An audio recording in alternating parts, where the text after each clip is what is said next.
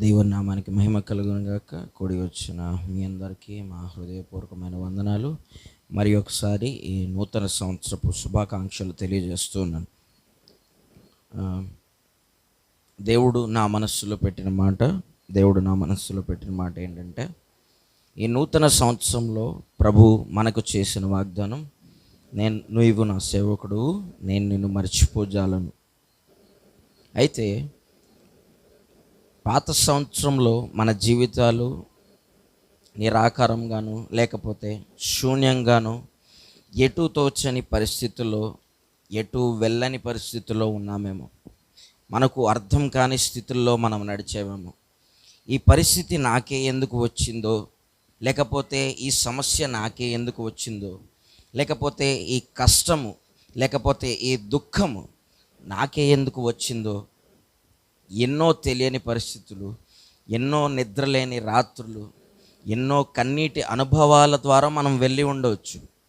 అందుకనే ప్రభు వాగ్దానం చేసి, నీవు నా సేవకుడువు, నేను నిన్ను మరచిపోజాలనని ప్రభు వాగ్దానం చేశాడు.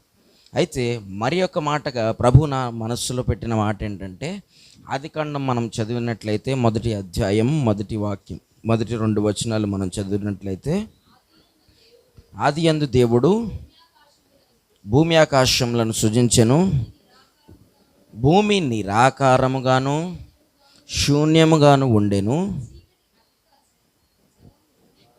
చీకటి అగాధ జలములు పైన కమ్మి ఉండెను, దేవుని ఆత్మ జలముల పైన అల్లాడుచూ ఉండెను. ఆమేన్, హల్లెలూయా. పాత సంవత్సరంలో మీ జీవితాలన్నీ శూన్యంగాను నిరాకారంగాను చీకటి కమ్మి ఉండొచ్చు. అయితే ప్రభు మిమ్మల్ని జ్ఞప్తిలో ఉంచుకొని, ఆయన మిమ్మల్ని మర్చిపోకుండా మీ జీవితాల మీద, మీ కుటుంబాల జీవితాల మీద, మీ పిల్లల జీవితాల మీద ఆయన ఈ సంవత్సరం అంతా అల్లాడాలని, ఆయన మీలో ఒక నూతనమైన కార్యమును చేయాలని, నూతనమైన సృష్టిగా మార్చాలని ఆయన ఆశపడుతూ ఉన్నాడు.